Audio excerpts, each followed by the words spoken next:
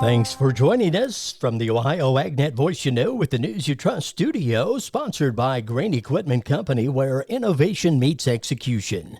I'm Dave Russell. Well, Grow Next Gen brings agriculture science to the classroom. Tune in tomorrow to hear how Katie Rydell uses Grow Next Gen curriculum with her Fairfield high school students. Well, there are few available clues in the USDA's Cattle on Feed report as to the direction that the beef industry is headed. Are beef cattle producers beginning to hold back some heifers for breeding or not? Are we still in contraction mode? Friday's USDA Cattle on Feed report offers hardly any clue to that. USDA livestock analyst Shale Shagam says we will probably have to wait a month for the next real clue.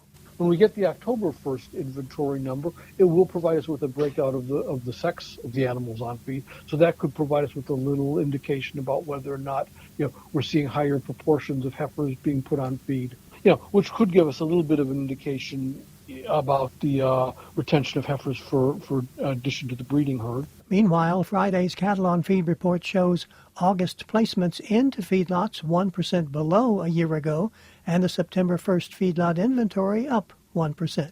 Gary Crawford reporting for the U.S. Department of Agriculture. With a closer look at those key numbers in Friday's Cattle on Feed report, we turn to USDA livestock analyst Shale Shagam. The number of cattle on feed on September 1st was just under 11.2 million head, which was about 1% above a year ago.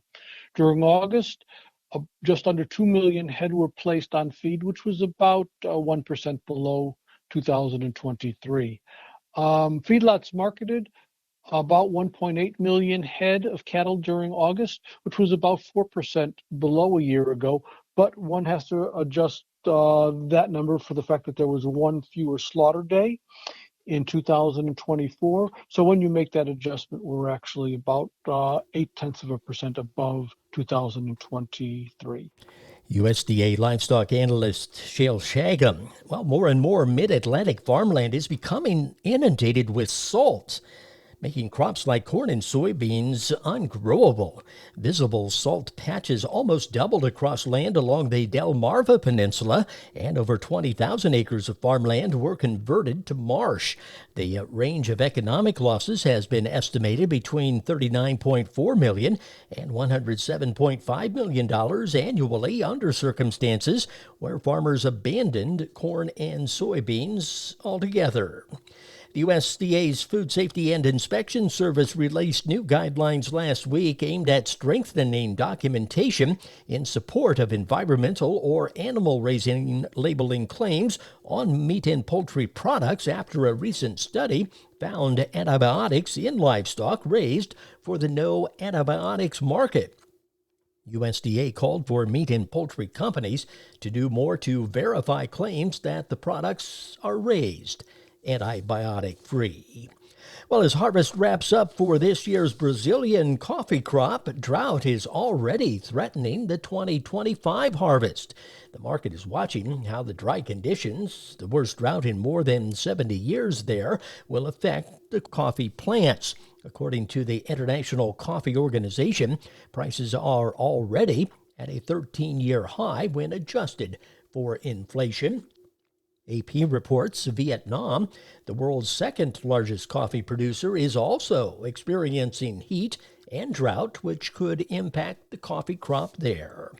And shippers have less than 2 weeks to prepare contingency plans if workers strike at East Coast and Gulf Coast ports in the U.S.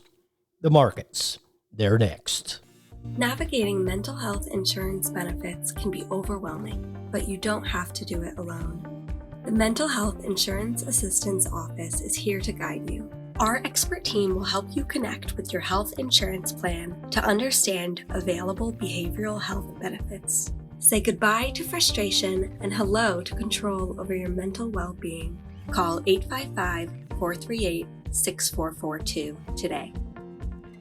Nearly 90% of farmers say that financial worries, constantly changing market conditions, and other uncontrollable variables take a toll on their mental well-being. Add in the weather and family dynamics, well, it's a lot to handle alone. But did you know farmers and their families can receive free confidential services from licensed professionals? Support is available 24/7 to help with the challenges you face. Look for Farm Family Wellness Alliance under the Resources tab at farmfoundation.org. Take care of yourself. Your well-being matters. The market's brought to you by Seed Consultants. Simply better performance online at seedconsultants.com.